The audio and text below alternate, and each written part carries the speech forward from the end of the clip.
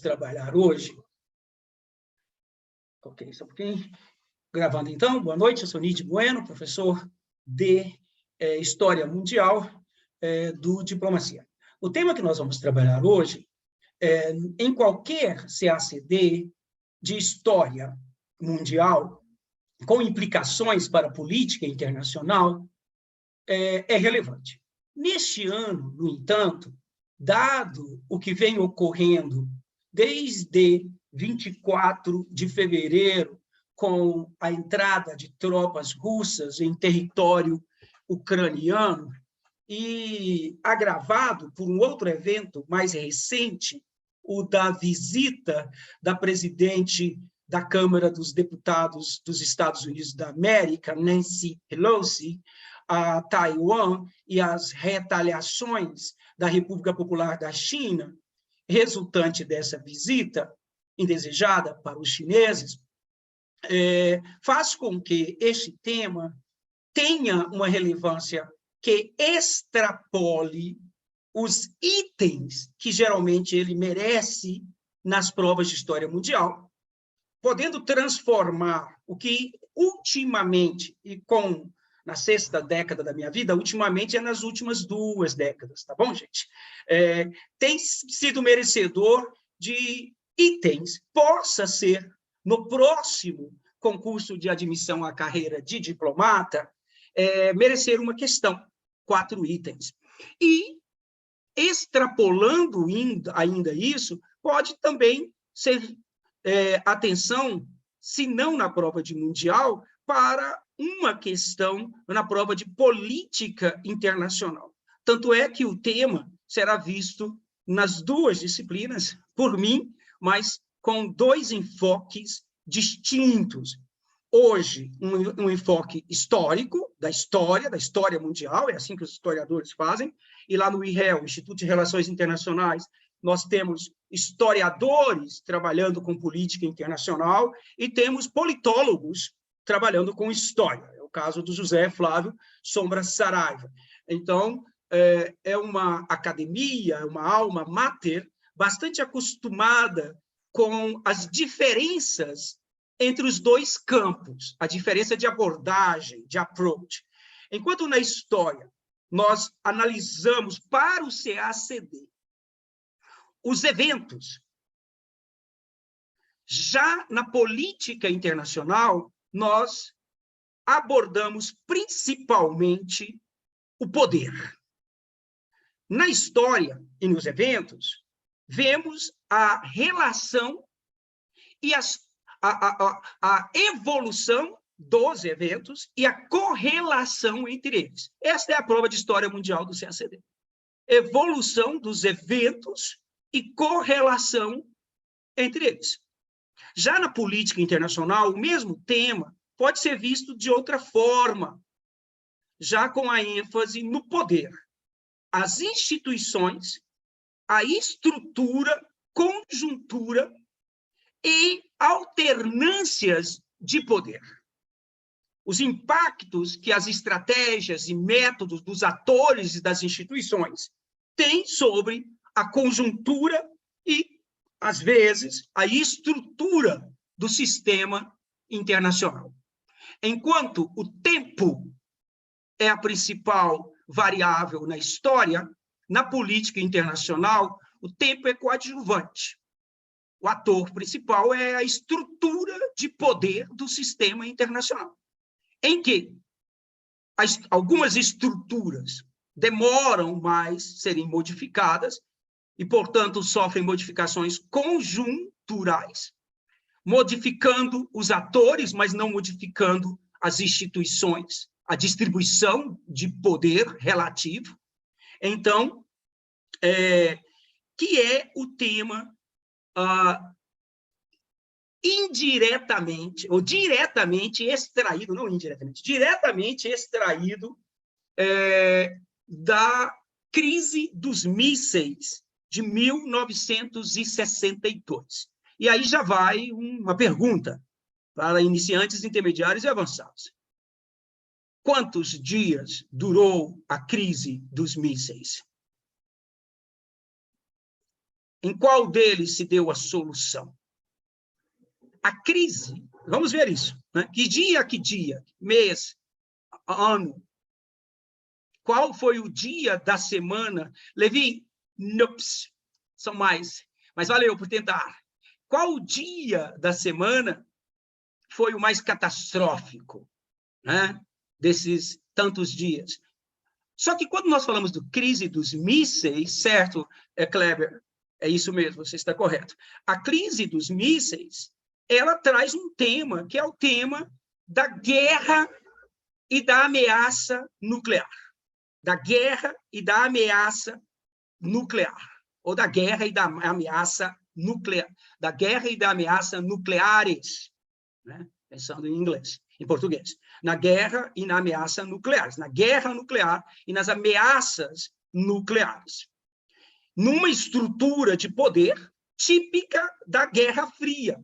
Mas, após os dois eventos que citei há pouco, a guerra da Ucrânia, mais recentemente, e os exercícios militares da República Popular da China no Estreito de Taiwan, e depois da Conferência das Nações Unidas de ontem e da fala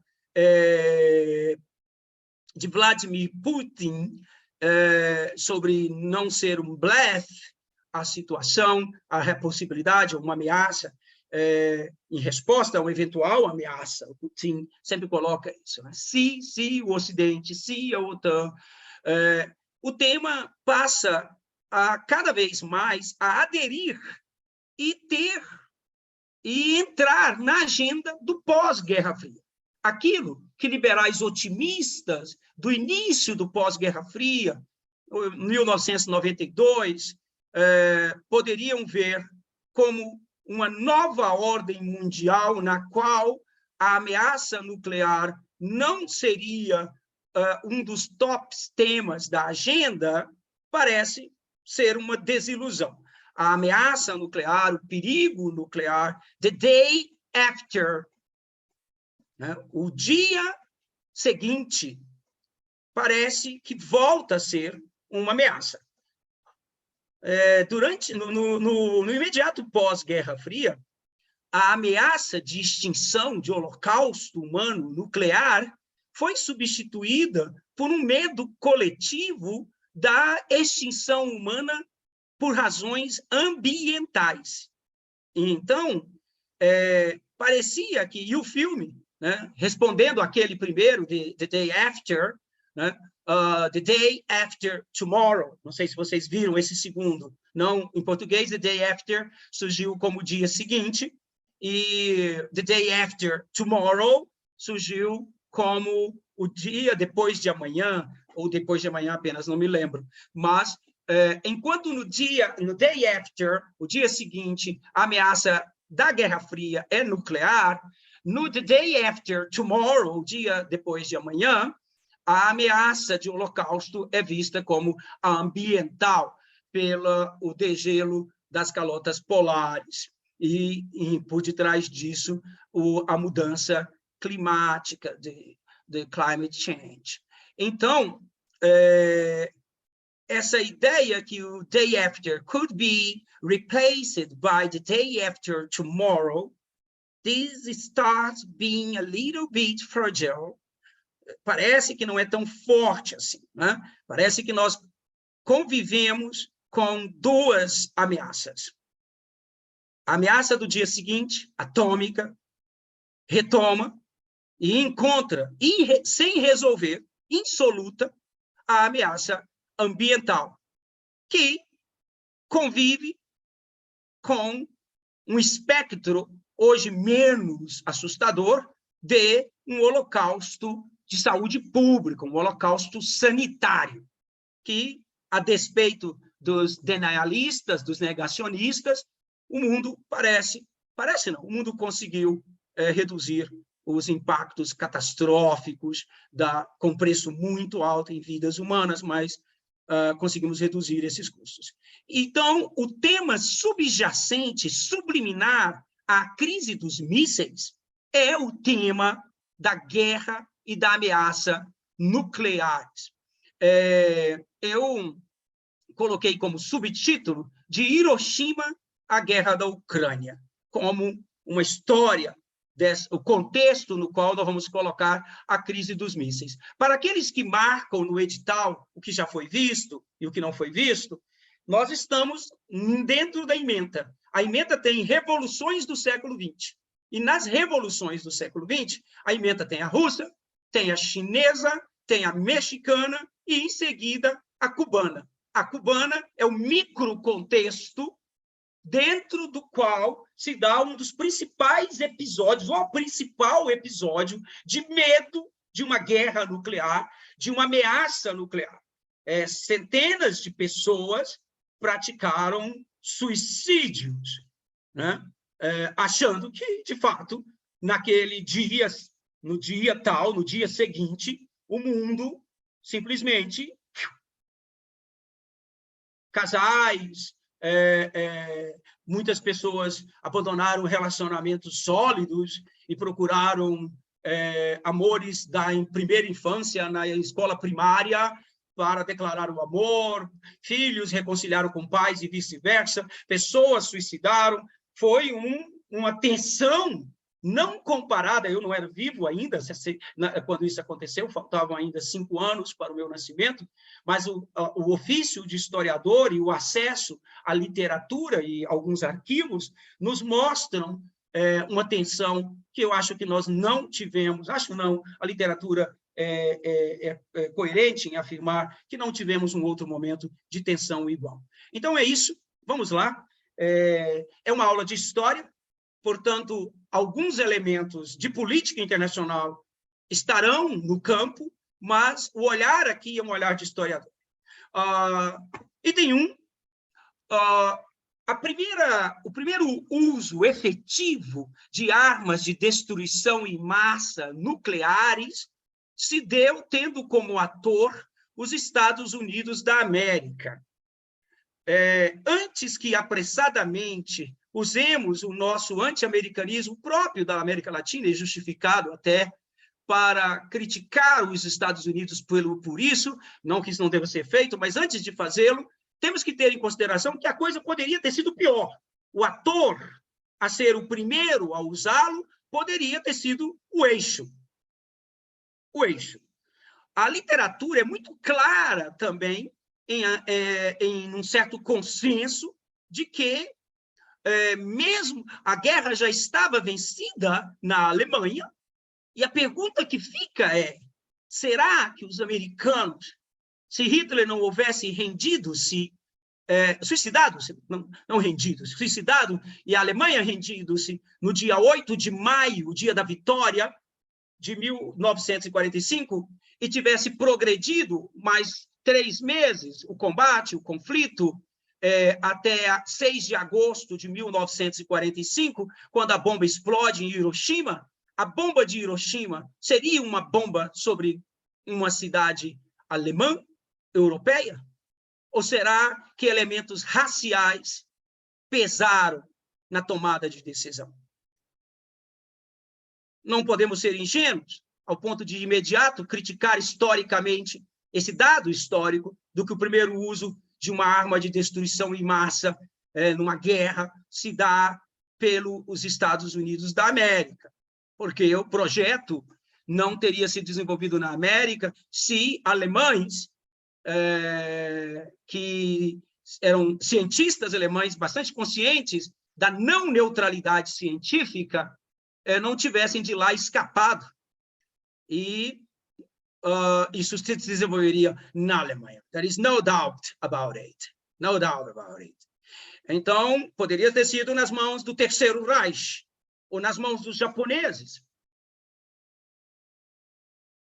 E aí, as cidades poderiam ser outras, e que continuariam sendo humanos igualmente. Mas poderia ter sido em volume, quantidade e propósitos diferentes. Little Boy é o nome da bomba. Little Boy. A de Hiroshima. Disparada por um avião chamado Enola Gay, que era o nome da mãe do piloto. Não sei se vocês já viram entrevista com o piloto do Enola Gay, que jogou Little Boy. O projeto era mantido em segredo. Para vocês terem noção, nem o vice-presidente da República estava envolvido com o projeto. Quando o Roosevelt morre, é aí que o Truman vai se inteirar dos detalhes do projeto. E essa é uma outra questão também. O Roosevelt teria feito a mesma coisa que o Truman fez. O Roosevelt era bastante influenciado por um intelectual e político americano contrário ao uso da bomba. A mudança do presidente para o vice, no comando do Estado, agora novo presidente, fez com que o Truman, imagine você substituir Franklin Delano Roosevelt, depois de 4 mandatos, já estava começando o 5º. Ele foi eleito em 32, eleito em 36, eleito em 40, eleito em 44. Então, ele estava eleito em 32, 36, 40, 44. Ele estava indo para o 4º mandato. É um mito. E o Truman segue um caminho próprio. Little Boy. O projeto, então, é desenvolvido, envolveu mais de 100 mil pessoas. Mais de 100 mil pessoas. É o projeto que mais consumiu recursos durante a Segunda Guerra Mundial, maior do que qualquer outra operação, maior do que qualquer outro projeto. E a bomba é lançada no dia 6 de agosto, em Hiroshima. 3 dias depois, vem uma outra bomba, Fat Man. Little Boy, Fat Man. Aqueles que dissessem que Hiroshima e Little Boy foi para dissuadir a resistência japonesa, teriam que perguntar, mas por que, então, Nagasaki? Se já havia sido lançado Hiroshima, se já estava claro o poder e a vontade, the capacity e the will, a capacidade, o poder e a vontade, the capacity and the will, a dos Estados Unidos, o poder e a vontade, a decisão política de usar a bomba.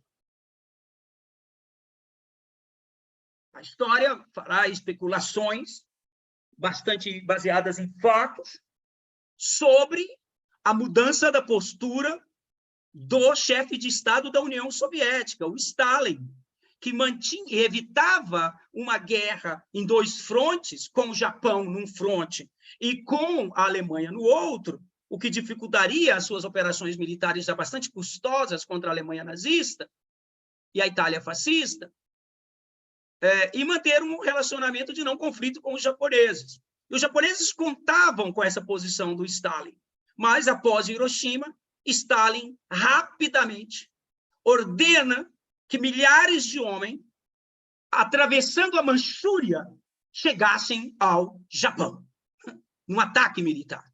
Essa posição do Stalin, após Hiroshima, revela uma União Soviética interessada na Ásia. E aí, especula-se que, se Little Boy foi para os japoneses, Fat Man foi um recado, sobretudo, aos soviéticos. Se Little Boy explica-se como um recado a Tóquio e ao imperador Hirohito, Fat Man may be better explained como um recado para Moscou e Stalin.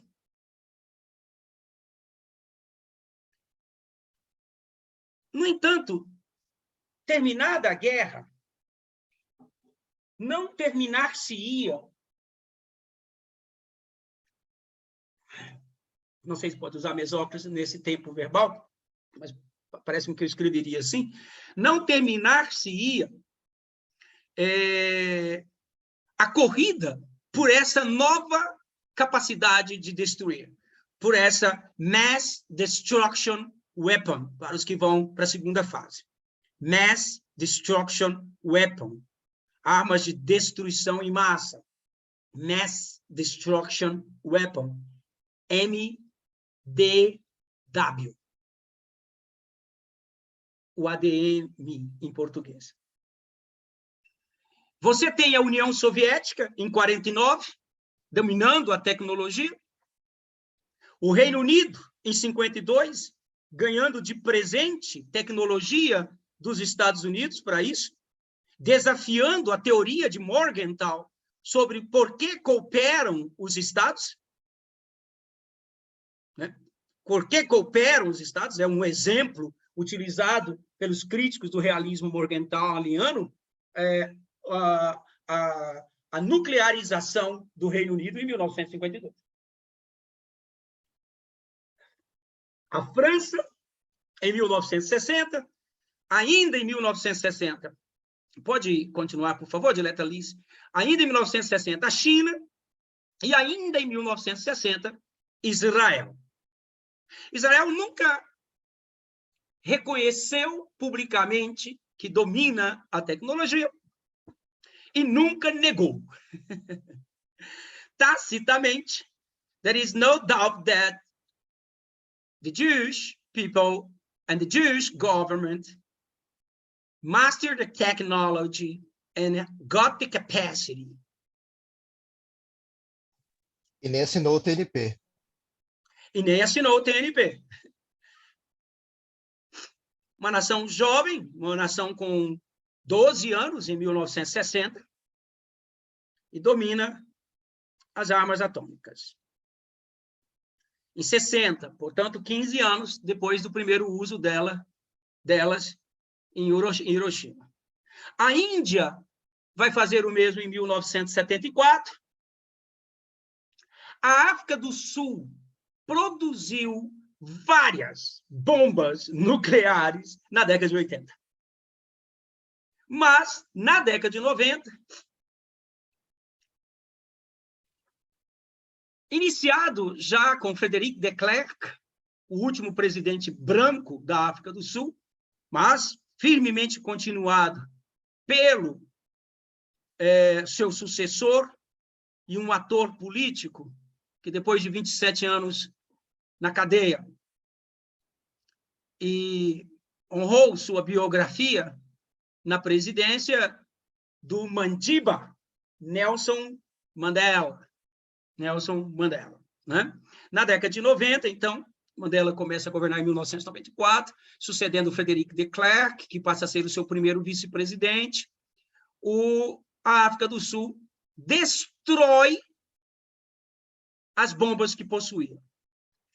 E passa a ser o primeiro país a voluntariamente fazer a destruição de armas do arsenal nuclear. Voluntariamente. Voluntariamente, nós temos aí umas... Porque a África do Sul sofreu mais pelo apartheid, uma série de sanções econômicas.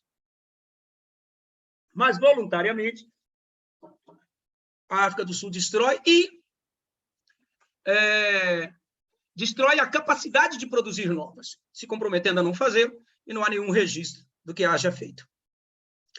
A Coreia do Norte ganha capacidade nuclear em 2006, já na geração de vocês já estavam nascidos.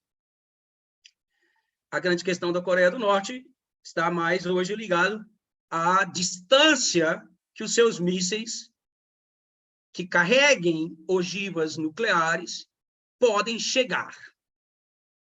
Não o fato de ter ou não deter ou não deter a tecnologia, mas de deter ou não deter tecnologia de lançamento de mísseis balísticos intercontinentais. Armas nucleares foram detonadas também como fins de testes e demonstrações, em mais de 2.000 ocasiões, até que chega-se a um tratado de finalização desses testes. Um dos testes mais famosos é o de 1961, no atol de Bikini, de onde veio o termo para a roupa utilizada nas praias. Biquíni, que uma atriz brasileira famosa vai utilizar, na época, grávida, para escandalizar, no começo dos anos 60, aquela parte da sociedade brasileira, não organizada em termos de igreja evangélica, na época, mas organizada num grupo católico, da Igreja Católica ultraconservador, e num movimento conhecido como TFP, Tradição, Família e Propriedade.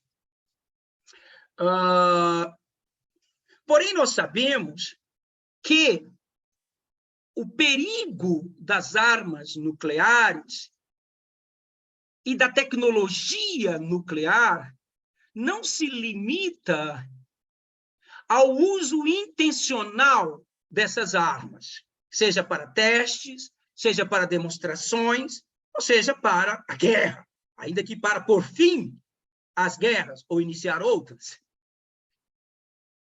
Acidentalmente, fora da vontade, a tecnologia nuclear extremamente radioativa, ela também, historicamente, eu repito, aqui não é uma aula de política internacional, é uma aula de história. A história tem nos ensinado que elas também são perigosas por conta de acidentes nucleares. Mas antes de falarmos desses acidentes nucleares, é preciso entender os tipos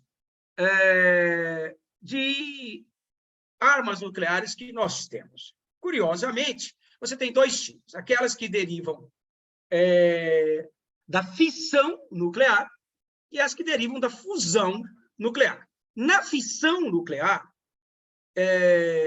os núcleos de elementos pesados, os dois principais, urânio e plutônio. Little boy era urânio. Fat boy era plutônio. Vamos lá? Little boy era urânio. Fat boy era plutônio. Esses elementos pesados, então, núcleos de elementos pesados, são quebrados em átomos menores, através de um bombardeamento com nêutrons, que são partículas minúsculas que também integram os átomos. Quando a desintegração ocorre, novos nêutrons são liberados, atingindo os núcleos dos átomos pesados que se encontram à sua volta.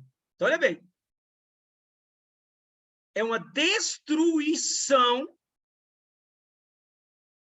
de todos os núcleos dos átomos pesados que estiverem ao redor de onde ocorre a primeira explosão, a primeira quebra de núcleo de elementos pesados, como urânio e plutônio.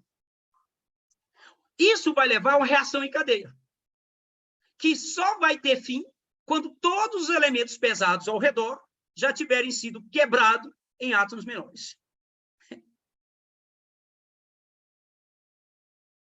Esse tipo de armamento nuclear foi utilizado ao final da Segunda Guerra Mundial pelos Estados Unidos, contra duas cidades japonesas, Hiroshima e Nagasaki.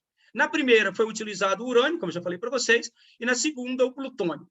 Estima-se que cerca de 200 mil pessoas tenham falecido por consequência de seu uso, tanto no momento da explosão, quanto pela radiação liberada. Outra forma, outro tipo de bomba nuclear é aquela que deriva não da fissão, da quebra, mas da fusão.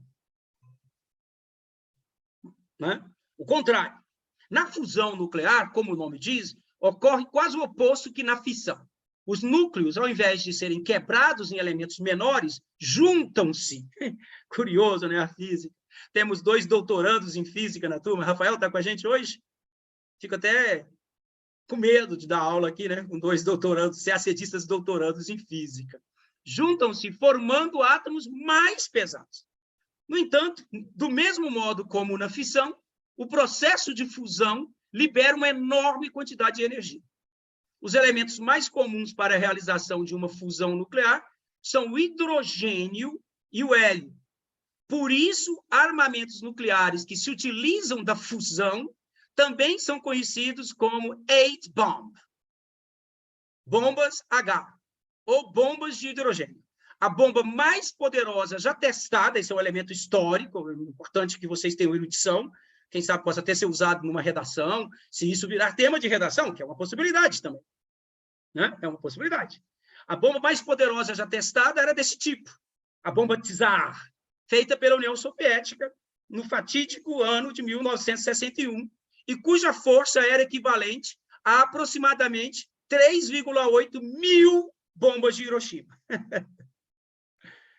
Quase 4 mil bombas de Hiroshima. Quase 4 mil Little Boy. Uma creche inteira de Little Boy.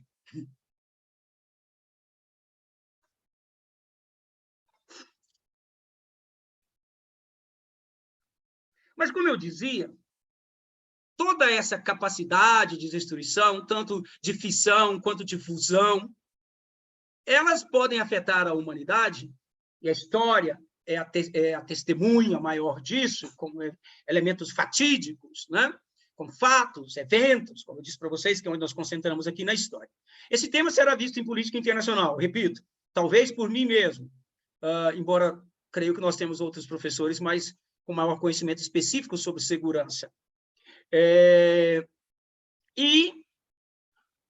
Mas, acidentalmente, vale a pena registrar.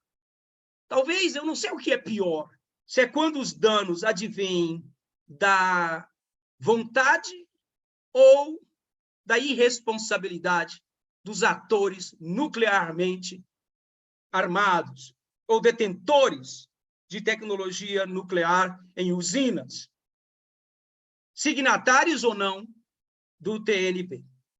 Falaremos do TNP. Então, um dos primeiros acidentes nucleares começa a ocorrer na segunda metade dos anos 50, em 1957, 10 anos antes do meu nascimento, e ficou conhecido como de Keystone acidente ou o acidente de Mayak. Keystone é a cidade oficial mais próxima de onde aconteceu o acidente. Cidade oficialmente do território da União Soviética, mais próxima onde aconteceu o acidente. E Mayak é o nome da usina. Na verdade, de 57 até 2017, vários, talvez entre pequenos, nunca foi um grande acidente, mas pela quantidade de pequenos acidentes, talvez mais de 200, nesse período aí de 60 anos, o acidente nuclear radiativo de Keystone, na usina de Mayak, entra entre os 4 maiores desastres, acidentes nucleares. Né? Obviamente, o maior de todos ocorre em 1986, eu já tinha 19 anos, eu creio que ser o único nascido aqui, em 86, em Chernobyl, na Ucrânia, quando a Ucrânia ainda era parte da União Soviética, certo? Então, o Estado-nação é a União Soviética. A Ucrânia é uma república, uma das 15 repúblicas da União Soviética. E Chernobyl é uma das cidades, em 1986. Conhecido como o pior acidente nuclear da história e o único a receber classificação 7, que é o nível máximo da IEA, certo? Nível máximo da IEA. A catástrofe de Chernobyl ocorreu durante um teste no sistema do famoso reator 4. Todo mundo que estuda Chernobyl vai falar do reator 4. Perto da cidade de Pripyat, na antiga República Socialista Soviética da Ucrânia, RSS Ucrânia. Um outro, e é considerado o segundo maior acidente na classificação da Agência Internacional de Energia Atômica, acontece num país que não detém a tecnologia para armas nucleares, mas é um acidente nuclear radioativo, acontece em Goiânia, em 1987, o Césio 137. E o mais recente dos 4 grandes, Fukushima, no Japão, em 2011.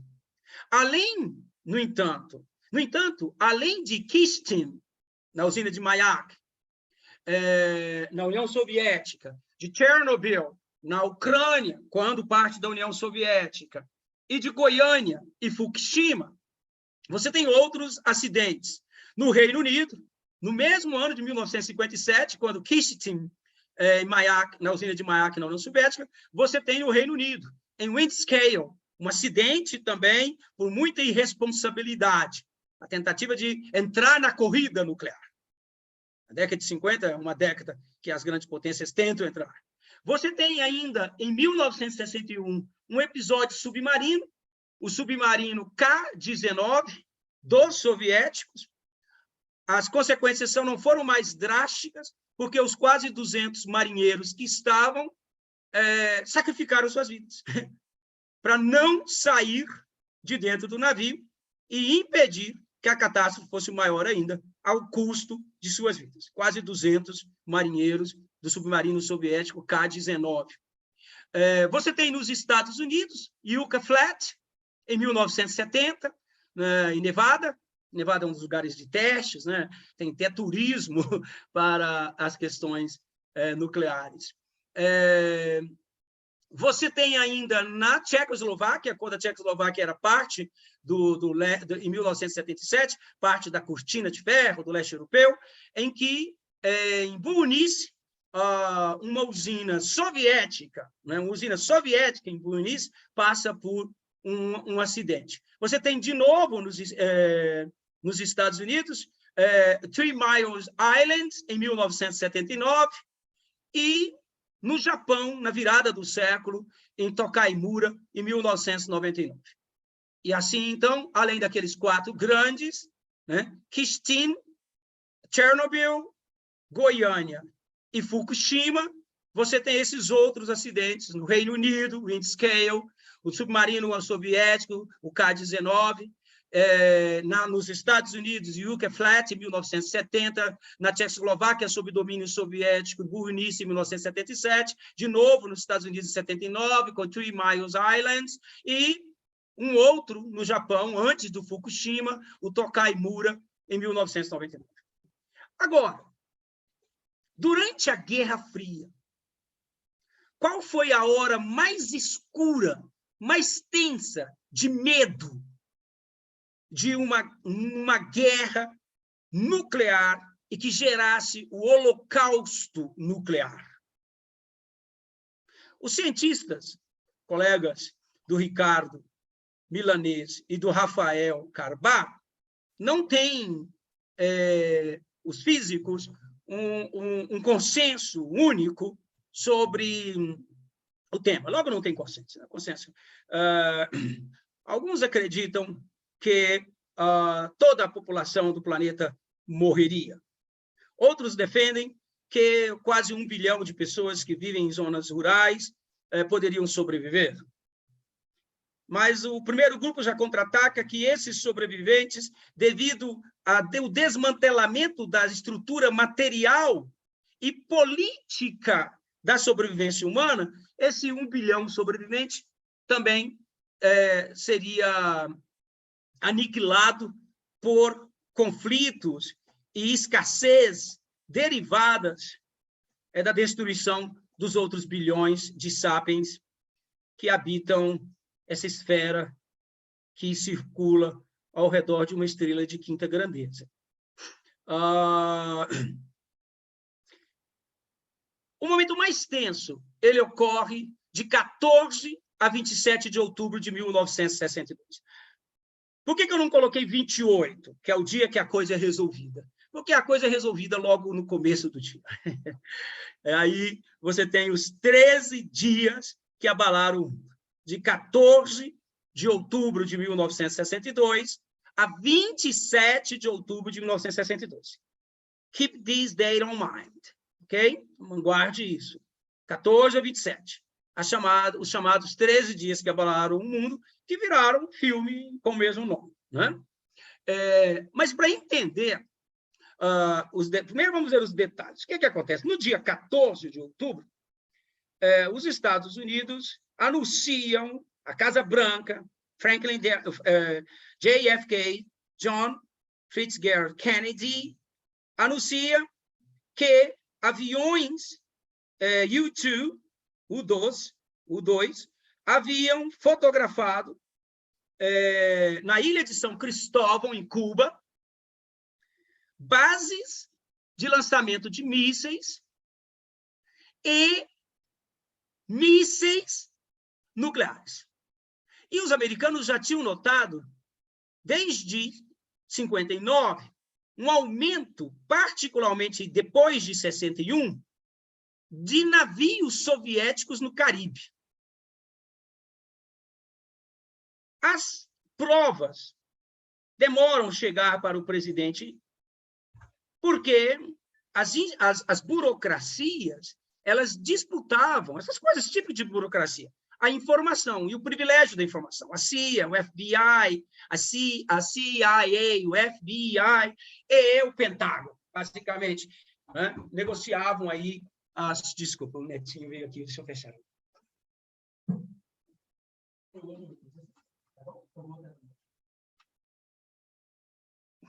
Então, isso faz com que... Isso antes do dia 14. A União Soviética negava, Nikita Khrushchev, que está no poder, né? Vai sair em 64, nós estamos em 61. Não se esqueçam, Stalin até 53, Khrushchev, a sua tentativa de reforma de 53 a 64, e Brezhnev, da famosa doutrina Brezhnev, de 1964 até 1980. Então, essa é a cronologia que você tem que guardar. Então, nós estamos com Khrushchev, e a União Soviética negava, porém, no dia 14, começa o primeiro dia que vai abalar o mundo.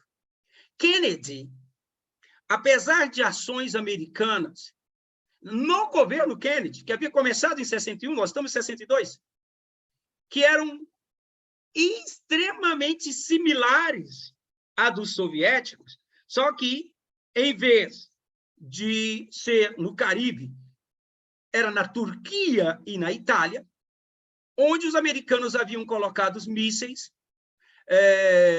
de média distância, que eram capazes de percorrer 2.400 quilômetros e que, portanto, estavam alvejando Moscou. Né? Estavam alvejando Moscou. Vamos ver mais detalhes sobre isso ao longo da aula, que é uma aula de história. Apesar de ter feito, então, situações semelhantes, os soviéticos colocavam mísseis próximo, e eram mísseis que podiam chegar em Washington em 13 minutos, queridos. Os mísseis lançados de Cuba poderiam atingir Washington, a capital, em 13 minutos. Não estou falando de Miami, de Miami. Não. Miami, bem menos. Miami está a 150 milhas. Miami está a 150 milhas. Né? Eu estou falando de Washington. Depois, da Flórida, da Geórgia, Carolina do Sul, Carolina do Norte, viagenzinha que às vezes faço, Carolina do Sul, Carolina do Norte, Maryland, e aí Virgínia, e aí DC. Certamente não seria esse o trajeto do míssil, deve ser algo mais econômico em termos de distância, mas seriam 13 minutos. Os americanos tinham mísseis que fariam a mesma coisa da Turquia. Colocaram também na Itália, mas os da Turquia, particularmente, atravessando o Mar Negro, atingiriam facilmente Moscou. O JFK, né, um dos maiores nomes da história dos presidentes democratas, apesar do curto período, apesar de estar, então, conduzindo políticas semelhantes, ele acha inadmissível e faz o que o Putin fez ontem. Só que com muito mais ênfase e clareza. Os americanos não hesitariam em repetir Hiroshima e Nagasaki. Não hesitariam. em repetir Hiroshima e Nagasaki. O uso de armas nucleares. E isso não é um blefe. Isso não é um blefe. É o que o Putin, da vez, diz, quando percebe o adversário se aproximando do seu território geopolítico. Como diplomatas, me parece, e como analistas rigorosos, com rigor metodológico da política internacional, é interessante nós nos isentarmos, às vezes, de algumas paixões particulares, pessoais, e tentar analisar os eventos com uma política mais de Estado. Né? Os Estados têm seus interesses, elegem seus interesses e adequam o seu discurso a este interesse. E o discurso vitorioso tende a ser não dos derrotados, não dos vencidos, mas dos vencedores. Dessa feita e desse modo, o JFK deixa claro que armas nucleares seriam usadas. Se os russos, primeiro, se os soviéticos, primeiro, não retirassem as suas instalações e os mísseis que já estavam em Cuba, de Cuba. Terceiro, se eles não impedissem, se não garantissem a interrupção da chegada de novos carregamentos. O que fazer para enforcement, para enforçar, para fazer valer a decisão da Casa Branca e do presidente John Kennedy? Aí os homens do presidente, os conselheiros, se dividem entre os gaviões e as pombas. Os gaviões e as pombas. Os gaviões, sobretudo no Pentágono, defendiam uma ocupação de Cuba, uma invasão de Cuba.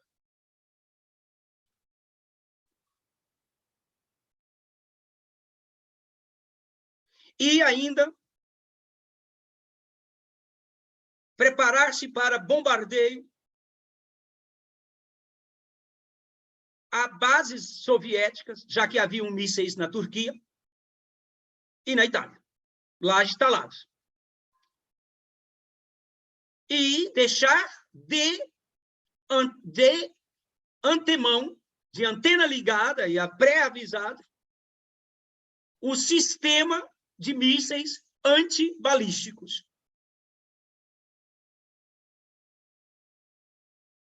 Americanos. Com muita pressão de um lado e de outro, uma das coisas que se faz é o famoso telefone vermelho. Anotem uma obra, por favor, e leiam-na. É um artigo. Leiam-na. Leiam-na. Avançados, iniciantes, intermediários. Vendo o que os nossos aprovados dizem, eles sempre colocam a indicação de leitura como um fator que ajudou bastante na aprovação. Então, vamos lá. Perception and misperception. Perception and misperception. Percepção e percepção falsa, né? Ou má percepção. Do Gervais, J-U-R-V-E-Y. Gervais. É um artigo, vocês conseguem ele gratuitamente. Ele é de modelos de análise de processo decisório, modelos de disciplina, uma disciplina do doutoramento de Relações Internacionais, chamada Modelos de Análise do Processo Decisório. Então, o Gervais é um dos pais de um dos modelos, chamado modelo burocrático. E esse artigo do Gervais, de Perception and Misperception, que traz elementos cognitivos para a análise do processo de tomada de decisão em política internacional, ele debate, ele usa como um case os 13 dias que abalaram o mundo. Então, não me interessa tanto o debate sobre o processo de análise de processo decisório, os processos de análise, os modelos de análise de processo decisório, mas o case que o Gervais usa, né? Que é o dos 13 dias que abalaram o mundo. É um artigo, você consegue, se algum monitor conseguir e colocar no Confraria do Diplomacia, seria também de bom grado e ficaríamos todos agradecidos. Desses 13 dias, o momento mais tenso se deu no sábado, de 27 de outubro, conhecido como The Black Saturday, uma referência ao Black Thursday, a quinta-feira negra, lá, que já é estudada por nós aqui no módulo 2 ou 3 dos Estados Unidos, na 24 de outubro de 1929. 24 de outubro de 1929, a quinta-feira negra. E agora eu tenho o Black Saturday, o sábado negro, de 27 de outubro, só que de 1962. O que ocorreu nesse dia? Um piloto de um U-2, U-2, dos Estados Unidos, é abatido pelas forças aéreas, as forças anti-bateria aérea de cubanas. O avião é abatido e o piloto morre. A pressão dos gaviões, dos falcões, em cima do presidente, para que a guerra existisse, para que a guerra nuclear fosse começada. Querido, se você estivesse vivo em 27 de outubro de 1962, seria tenso. Seria muito tenso. É aí que acontece o episódio. Pessoas suicidam, comunidades hippies se isolam e decidem passar o último dia da vida de uma maneira, morrer de maneira amorosa, né? Lembrando, antecipando o que na segunda metade da década viraria um slogan, né? O Make Love, Not War. Make Love, Not War.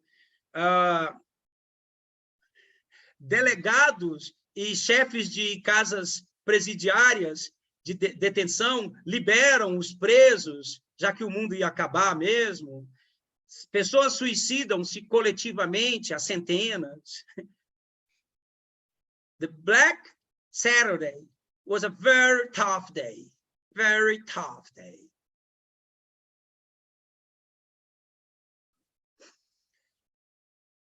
Diante desse quadro, no dia seguinte, na manhã seguinte, um comitê criado para liderar, tratar da situação na ONU e no Conselho de Segurança, recebe a notícia de que Khrushchev decidiu, aceitou tirar os mísseis, não mandar mais, destruir as bases. Hoje nós sabemos que Che Guevara, nesse momento, tenta pressionar Fidel para que o governo cubano não permitisse isso e atacasse os soviéticos e se apropriasse do arsenal. Mas não consegue ser um vencedor.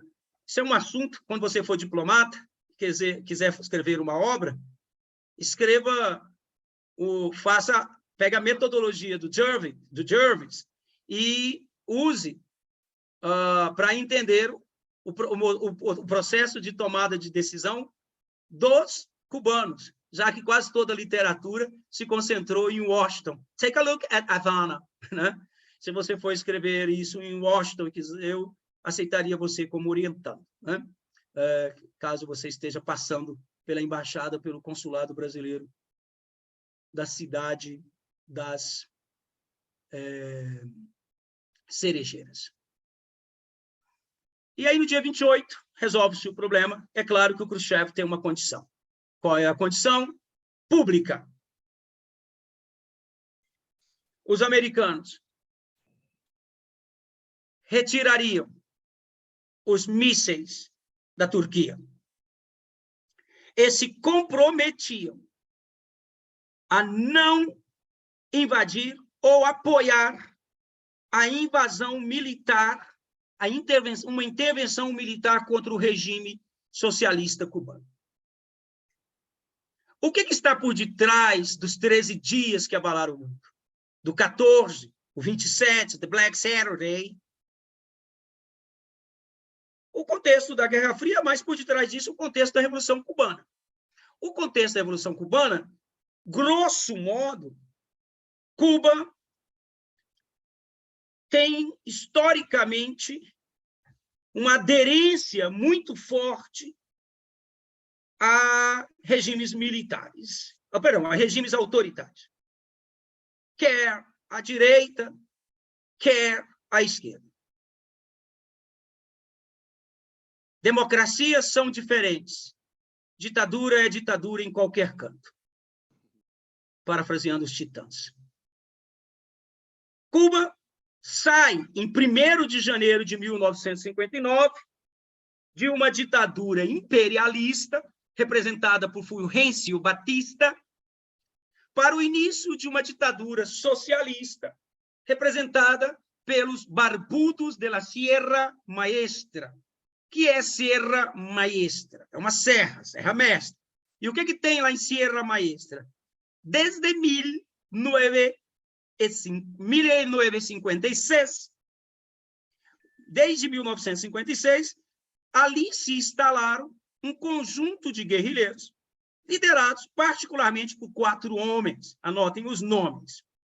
Os irmãos Fidel Castro e Raúl Castro, representantes de uma oligarquia cubana, de onde surgiram boa parte dos ditadores cubanos, dos caudilhos cubanos, e 2 outros, Camilo Cienfuegos, Cien, numeral 100, Camilo Cienfuegos, isso, com N, Fuego, Camilo sem o S, Camilo Cienfuegos, aí, e um argentino, e quem já viveu na Argentina sabe que de onde os gaúchos tiraram Che, né? Che, chamado Ernesto Vargas, que a quem, portanto, decir Che, lhe chamaram de Che Guevara. Fidel Castro, Raúl Castro, Camilo Cienfuegos e Ernesto Che Guevara. A verdade é que, em 1956, depois de uma tentativa fracassada de golpe na cidade de Santiago de Cuba, Fidel Castro é preso, e a frase dele famosa, quando o acusaram de levantar-se contra o governo, e ele, então, formado em Direito pela Universidade de Havana, né, faz sua própria defesa e diz, né, sou culpado. Se são esses os crimes que vocês estão me acusando de cometer, sou culpado, né? Mas a história me absolverá. A história me absolverá. Frase famosa, utilizada por outros líderes derrocados, deputados, inclusive pelo ex-presidente brasileiro Fernando Collor de Mello, quando, em agosto de 1992, sofreu o impeachment. O Collor gostava de frases fortes, frases de efeito, e essa foi a última dele. A história me absolverá. É condenado, como pediu, né? Ele diga, condene-me, a história, condena-me, não importa, a história me absolverá. Né? E aí, condenar-me, não importa, a história me absolverá. Condenem-me, não importa, a história me absolverá. E aí, Fidel é um bom advogado, conseguiu o que queria, né? Pediu para condená-lo, foi condenado. Condenado à cadeia, à prisão, mas por ser da elite, e as elites sempre têm em qualquer lugar do mundo, mas na América Latina, muito em particular, as teias de relacionamento, e a sua pena de prisão foi comutada para exílio, e ele foi para México, donde, en la botequita del medio, no, porque este está en Habana, pero en la botequita de Doña Antonia, se juntó por la primera vez con el argentino Ernesto. Lo conoció ahí, y en 1956 pegam o barco, um iate, e voltam para Cuba para tomar o poder. E acabam tomando o poder em 1º de janeiro de 1959. Fidel não era do Partido Comunista. O Partido Comunista o via com maus olhos. Fidel também, em parte, não via com bons olhos o partido. Porém, em 1961, os americanos apoiaram uma expedição militar comandada pelo ex-ditador derrubado, Fulgêncio Batista, com cubanos no exílio, cubanos que haviam fugido, cubanos desterrados, com apoio da CIA e com apoio armamento e logístico dos Estados Unidos. A invasão da Baía dos Porcos. Anotem, invasão da Baía dos Porcos, 1961. Che Guevara comanda a resistência cubana, um grupo de campesinos muy bien armados, entrenados, y con la fuerza de la revolución, consegue deter a tentativa invasiva de Fulgêncio Batista. Mas isso deixa claro para Fidel que os Estados Unidos não apoiariam o regime. Che Guevara já tinha ido para Washington depois de uma conferência para discutir a Revolução em 1961 em Punta del Este, no Uruguai. Ele sai de lá e vai para Washington para negociar com o John Kennedy a possibilidade de um aceite do regime castrista. O seu voo para Washington, de Punta del Uruguai, parava na antiga capital do Brasil, o Rio de Janeiro. E é aí que Jânio Quadros, aproveitando dessa passagem de Fidel Castro por aqui, faz um episódio muito demonstrador da PEI, da Política Externa Independente, né? Que é a condecoração de Che Guevara, que por aqui passava tentando rumo a uma viagem para tentar resolver a relação de Cuba com os Estados Unidos. O que não vai impedir que depois a OEA, pressionada pelos Estados Unidos, tome medidas contra Cuba e o governo revolucionário. Mas essas medidas políticas, elas se traduziram em ações militares. E é isso que Fidel sabe que seria só uma questão de tempo e os americanos derrubariam o seu regime. Quem poderia salvá-lo no mundo de Guerra Fria dessa ação? Apenas a União Soviética. Quando você tem uma superpotência do seu lado, quem vai poder se salvar não será Chapolin Colorado, né? Serão os Estados Unidos, serão os inimigos do meu inimigo. O inimigo de meu inimigo é meu amigo. E aí Fidel declara aquela revolução de 59, de 1º de janeiro, ser uma revolução comunista socialista, ganhando a proteção dos Estados Unidos da América. Isso tem impactos significativos para a política internacional hemisférica, as relações de poder dentro das instituições, porque agora um país do hemisfério não está mais alinhado a Washington, está diretamente alinhado a Moscou. E é na esteira dessa guinada que, no ano seguinte, em 1962, os soviéticos são pegos com a boca na botija, fornecendo bases e mísseis nucleares. Como forneciam mísseis, a crise ficou conhecida por 3 nomes distintos. Aguardem isso, aguardem isso, guardem isso. Na União Soviética, ela é conhecida como a crise do Caribe. Se você falar na literatura, na historiografia, eu sou historiador, né? Não de mestrado, doutorado, mas de graduação. Então, assim, na historiografia, se você conversar com um historiador, permitam essa audácia, um colega russo, ele vai... crise dos mísseis talvez não diga nada para ele. Se disser para um historiador, talvez não diga para the man on the street, um cidadão comum russo. Né? É a crise dos mísseis, a crise do Caribe. Em Havana, para os cubanos, ficou conhecido como a crise de outubro, a crise de outubro. E nos Estados Unidos da América, a crise dos mísseis. Como a nossa influência historiográfica é mais, neste caso, americana do que soviética ou cubana, nós conhecemos a nossa historiografia como crise dos mísseis.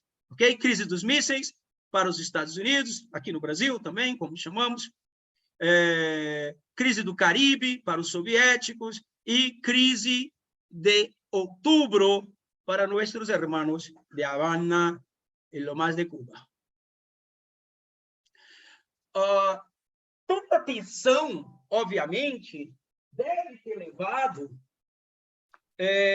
ou tanta atenção, obviamente, levou a duas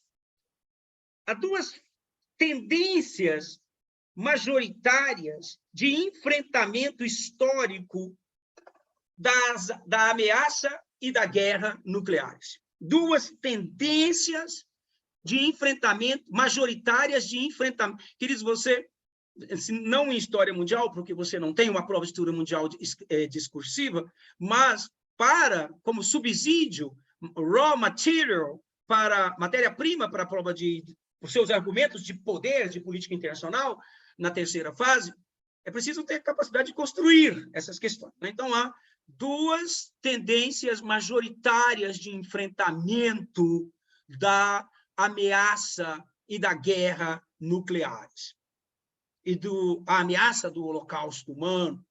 Uma delas, capitaneada pelas superpotências e as potências maiores adjacentes a essas 2, é a tendência majoritária à não proliferação. A não proliferação não significa que não haja um compromisso de desarmamento por parte dos atores que abraçaram a agenda da não proliferação. Mas significa que a não proliferação ela não tem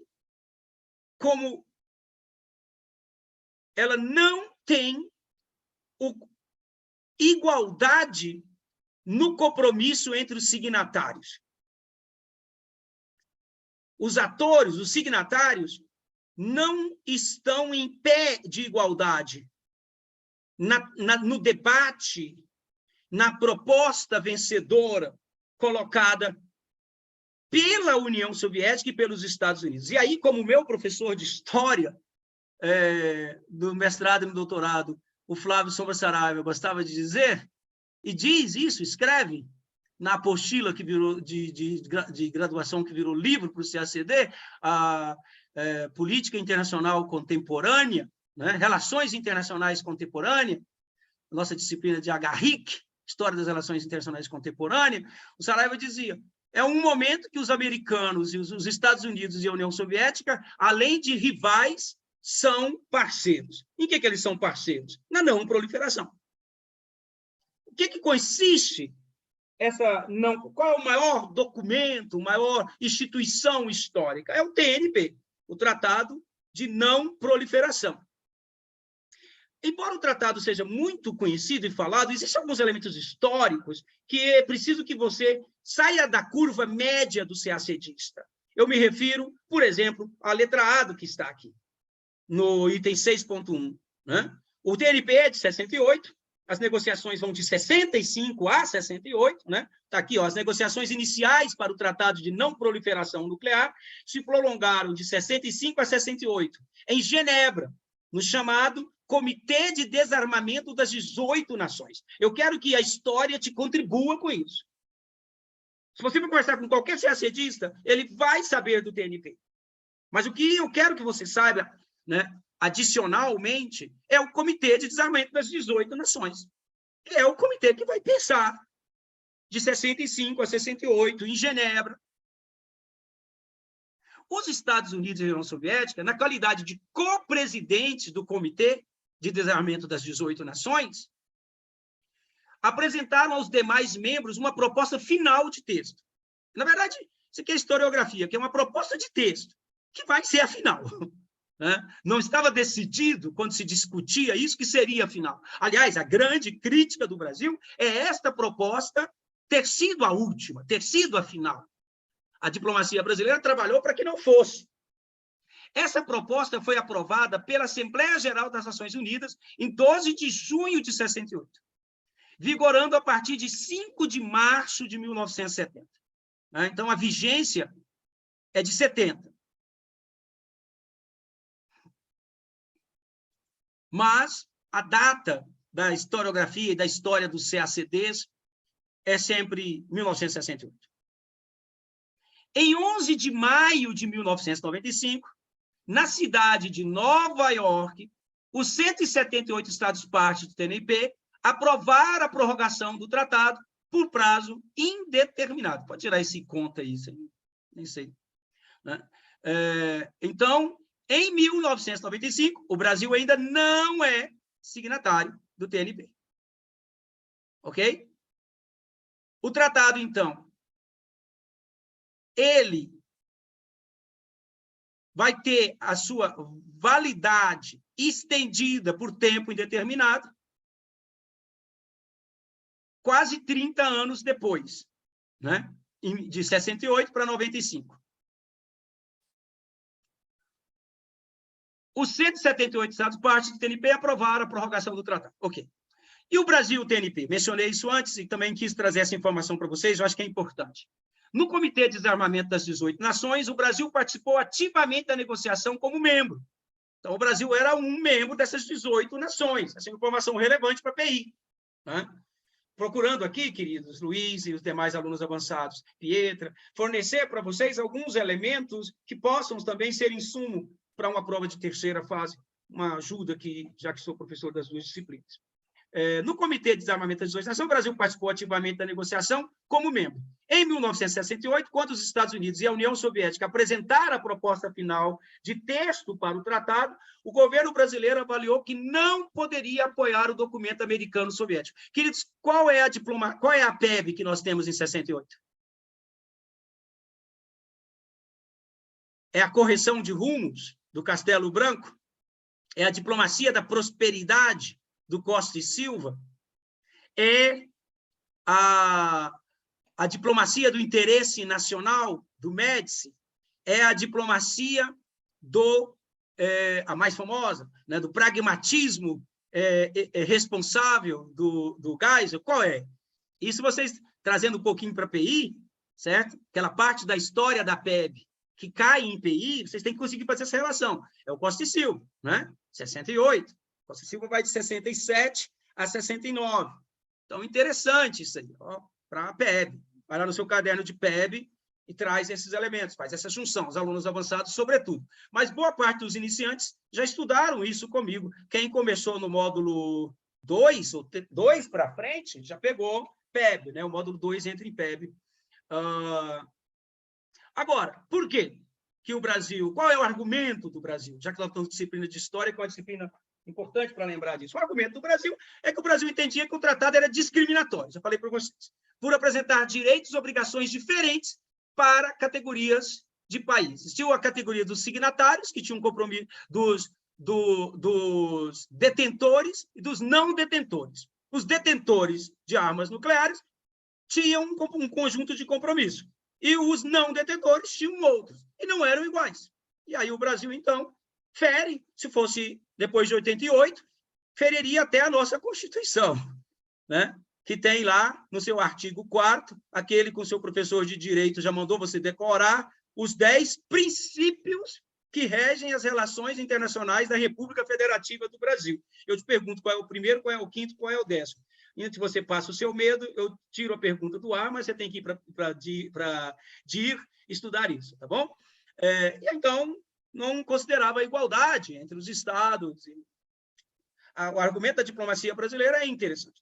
Isso, por outro lado, cuidado com o senso comum, né, que acusa os regimes militares, né, que cometeram atrocidades na política interna, isso é inegável, foi uma ditadura, isso é revisionismo, dizer outra coisa, né, torturas praticadas, sobretudo nesse ano, né, 1968, é o ano que não acabou, é o ano do AI-5. Então, assim, não dá para negar essas aberrações da política interna. Por outro lado, é muito frágil o raciocínio, a conclusão de que esse regime militar era apenas uma extensão lacaia dos interesses nacionais dos Estados Unidos da América. Não. A diplomacia brasileira, a política de Estado, a política externa de Estado do Brasil nos regimes militares tem caráter, tem personalidade, né, identidade e carimbo. E aí, em vez de negociar, ao invés de continuar a negociação, eu também já falei isso, né? Não, falou proposta final, mas não era algo dado, isso é a coisa da historiografia, não da história, né? A historiografia tem essas coisas de fazer Vergangenheit, Zukunft, como dizem os alemães, futuro, passado, estudando o futuro, quando ele, colocando na cabeça dos atores um futuro que não é o futuro dos atores históricos, mas um futuro do historiador. Para nós que o futuro deles já é passado, nós sabemos que foi a proposta final, mas para quem estava naquele momento, havia uma série de possibilidades em jogo, não estava definido ainda. Não vou entrar em detalhes sobre teoria da história, que vocês têm aí um doutor e um doutorando dando aula para vocês de história.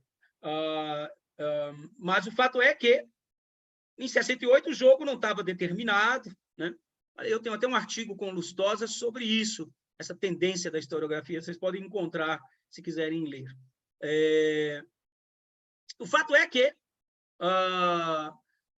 o Brasil, então, os Estados Unidos, em vez de continuar a negociação, levou o texto, os Estados Unidos e os soviéticos, os americanos e os soviéticos levaram o texto para a votação e o texto foi aprovado, né? Porque tecnicamente, no entanto, o Brasil assumiu o compromisso de não fabricar armas nucleares, no contexto de um outro tratado. O Tratado de Tlatelolco, que vive caindo no TPS. Agora, no momento, me foge a memória se a última vez ele caiu em História ou em PI. Parece-me que foi em PI. Mas vive caindo o tratado. O entretanto é que Tlatelolco, no México, é um acordo, argumento brasileiro, se a gente não assina o TNP e não se compromete em não ter armas nucleares. No TNP, por que a gente se compromete, faz o mesmo compromisso em Tlatelolco? Porque ali, coerente com o argumento brasileiro, não há discriminação entre os signatários. Ok? Não há, obviamente, existe uma série de elementos, mas há uma coerência no âmbito do discurso diplomático, né? Vou ler o que está escrito. A explicação é que o tratado regional não cria diferentes categorias de países e ainda impede que as potências nucleares estacionem armas atômicas na região, o que foi aceito por todos os 5 países nucleares, então, do Tratado de Não Proliferação Nuclear. Então, tecnicamente, o Brasil está amarrado, só que por um diploma jurídico distinto, tá bom? Tentando usar um pouco da linguagem do direito. O pessoal do direito, me desculpe, nós, os historiadores, achamos que somos eruditos, que podemos entrar em qualquer praia, né? Se brincar, a gente vira professor de História da Arte. Então, o que nós temos aí? Nós temos... na prática, o Brasil assumiu compromissos legais equivalentes aos dos Estados partes do TNP. Fato esse reconhecido pela comunidade internacional. Ficou pacífico. Você não tem aí o Pentágono querendo jogar bomba no Brasil, porque o Brasil pode ser uma ameaça, né? Quem poderia fazer isso também não tinha bomba, que era a Argentina, e nós nos resolvemos com os argentinos, né? Particularmente com o retorno dos governos civis, a ABAC, Agência Brasileira Argentina de Controle, de Contabilidade e Controle, né? Nuclear, e todo o nosso esforço de cooperação a partir dos governos Sarney e Alfonsi, também já estudado em outra disciplina. Atualizando algumas coisas sobre o TNP, tá? Algumas atualizações. Algumas menos recentes, outras mais recentes. 1991, você tem o START 1, né? Que é o Strategic Arms Reduction Treaty, ou Tratado de Redução de Armas Estratégicas, que é assinado pelo Bush e pelo Gorbachev. Tudo que for de Gorbachev nesse ano, próximo CACD, nos parece interessante, né? Foi um tratado bilateral entre os Estados Unidos e a União Soviética sobre a redução e a limitação de armas estratégicas ofensivas. O tratado foi assinado em 31 de julho de 91 e entrou em vigor em 1994. O tratado proibia seus signatários, né, União Soviética e Estados Unidos, as duas superpotências, de implantar mais de 6.000 ogivas nucleares e um total de 1.600 mísseis balísticos intercontinentais. Esse ICBMs, Intercontinental Ballistic Missiles, é algo que você tem que dominar, tá? O tratado expirou em 5 de dezembro de 2009. Se ele expira em 5 de dezembro de 2009, o que você tem? O que você tem? Um novo tratado que vai substituí-lo. E aí você tem, em 2010, o novo START, o novo Strategic Arms Reduction Treaty, que é quando, na verdade, o START 1, na negociação para o novo tratado, é que ele passa a chamar-se START 1. Até então, ele é só START. Aí, quando começa a negociação para o segundo tratado, é que o primeiro passa a ser chamado de primeiro. O Tratado de New START foi assinado pelos presidentes Barack Obama e Dmitry Medvedev, né? Já sobre aí, aquele interregno do Putin, né? Que o Putin está por detrás do governo, mas não está a cara dele ali. O acordo consiste em reduzir os testes nucleares e estabelecer uma fiscalização mútua entre Estados Unidos e Rússia. 2020, você tem uma atualização, você passa a ter o que apareceu no CACD 2020, né? Que apareceu no CACD 2020. Uma questão, não na prova de história, mas na prova de PI. O Tratado sobre a Proibição de Armas Nucleares, TPAN, né? Entrou em vigor em 22 de janeiro de 2021. Este tratado proíbe o uso, ameaça de uso, desenvolvimento, teste, produção, fabricação, aquisição, posse ou armamentos de armas nucleares. Também torna ilegal assistir, encorajar ou induzir, de qualquer modo, a realização de qualquer atividade proibida pelo TPAN. Em 2021, 5 estados do mundo todo já haviam ratificado ou aderido ao tratado. 37 estados haviam assinado o TPAN, mas não ratificaram, e cerca de 40 estados manifestaram apoio ao tratado na ONU, mas ainda não haviam assinado ou ratificado. Isso é bom da diplomacia, né? Eu apoio, mas não assim. A partir de 22 de janeiro de 2021, o tratado tornou-se legalmente vinculante para os países que realizaram sua ratificação ou adesão, e no futuro será vinculante para outros estados quando aderirem a ele. Outra linha de enfrentamento outra linha majoritária de enfrentamento da ameaça e da guerra nuclear, terminando a aula, é a do desarmamento. Não que o desarmamento, repito, não constasse do TNP, mas o foco do TNP não era o desarmamento dos que possuíam, dos signatários que possuíam armas, dos detentores de armas. Era a não proliferação para aqueles que não possuíam. A ênfase não é no desarmamento. E aí você tem, nessa história do desarmamento, o que também o CACD gosta muito, foi a primeira questão foi a primeira questão? Não, foi a segunda questão valendo 90 pontos, da prova de PI agora, de 2022, que os nossos colegas, alguns fizeram, alguns passaram, né? Tivemos boas notas, teve gente que fez muita boa nota em PI e não passou, infelizmente, apesar da boa nota em PI.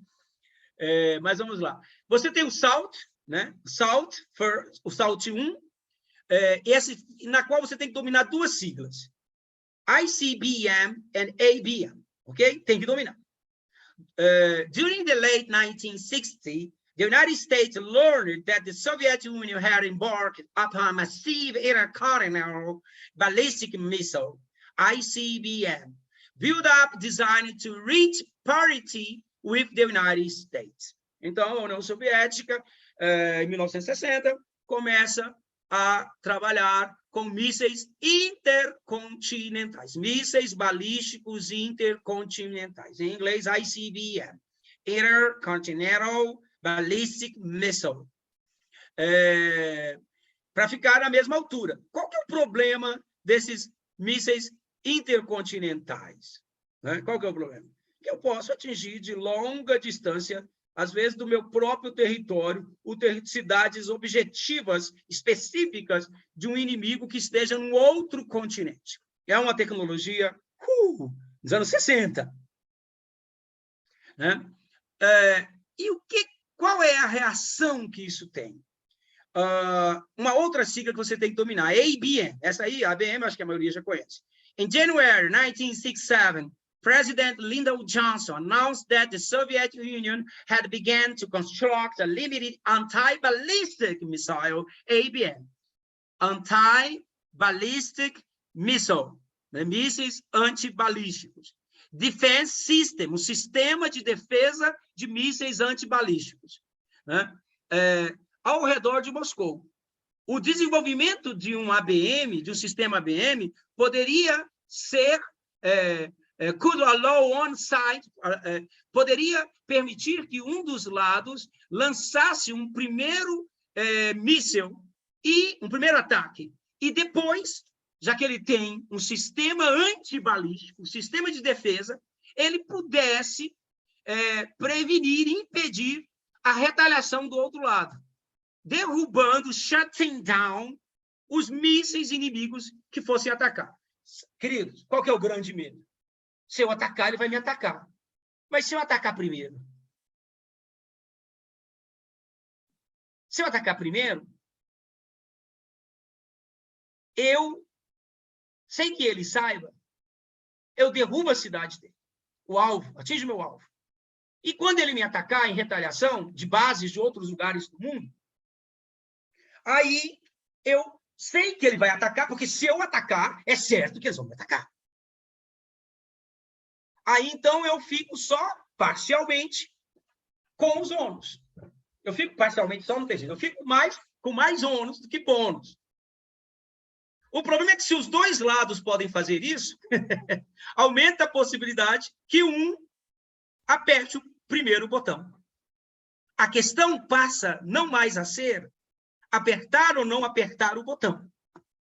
Se eu tenho como me defender de um ataque nuclear, a questão passa a ser quem vai atacar primeiro. E quando nós saímos da lógica do atacar ou não atacar para a lógica quem vai atacar primeiro, e você joga isso, imagine isso hoje, imagine se tivesse o WhatsApp na crise dos mísseis. Vídeos, fake news, internet, teoria da conspiração, cada homem é um canal de TV, YouTube, você é TV, né? Essa videoverdade é algo complicado. Então, ABM é algo importante. A partir do momento que eu tenho ABM, eu estou aumentando a possibilidade de uma guerra nuclear. See, Johnson, therefore, vou terminar agora, gente. Vou terminar agora, tá bom? Vou terminar a aula agora. Johnson, therefore, called for Strategic Arms Limitation Talks. Certo? É o Lyndon Johnson que começa esse debate. Em 67, o ano que eu nasci. Ele e o Kosygin, que é o primeiro-ministro soviético, o ministro das Relações Soviéticas, se reúnem em New Jersey, né, numa faculdade de New Jersey, e o Johnson afirma que... Estou terminando. O Johnson afirma que Tá aqui, ó. Johnson said that must gain control of the ABM race, que eles tinham que ter controle da corrida de mísseis antibalísticos. E o secretário, esse é um nome forte, um secretário de defesa famoso dos Estados Unidos, né, o Robert McNamara, argumentou que quanto mais um dos lados reagisse a escalar, essa palavra está virando uma palavra portuguesa, né? Ao escalamento do outro, mais eles estariam numa rota insana a ser seguido. E eu coloquei em negrito que eu termino a aula. While abolition of nuclear weapons would be impossible, limiting the development of both offensive and defensive strategic systems would stabilize U.S. and Putin's Russia relations. Essa é a ideia do desarmamento, não absoluto, mas da redução do desarmamento. Esse é um embate, é um tema macro, o tema nuclear tem a ver com a atualidade, e o momento mais tenso desse medo foi nos 13 dias que abalaram o mundo, que derivam no microcontexto, ou no contexto regional da Revolução Cubana, do seu desdobramento, e no contexto macro da Guerra Fria e do medo do holocausto nuclear. Partindo de um fato da atualidade, juntando com a nossa ementa, nós temos hoje muito mais que uma aula sobre a Revolução Cubana, uma aula de história sobre a corrida nuclear e o medo nuclear. Faço uma homenagem ao historiador francês Delumeau, que escreveu A História do Medo no Ocidente. Essa tem uma grande obra que também recomendo que vocês conheçam. Não vejo necessidade de lerem antes da aprovação no CACD, mas uma vez aprovados, seria útil, né, ler. Namastê. Prazer estar com vocês, queridos. Boas aulas. Até amanhã. Tchau, professor. Boa noite. Tchau, tchau. Obrigada, professor. Boa noite, professor. Boa noite, professor. Boa noite, queridos. Tchau, Lena. Tchau, França, Elisandro.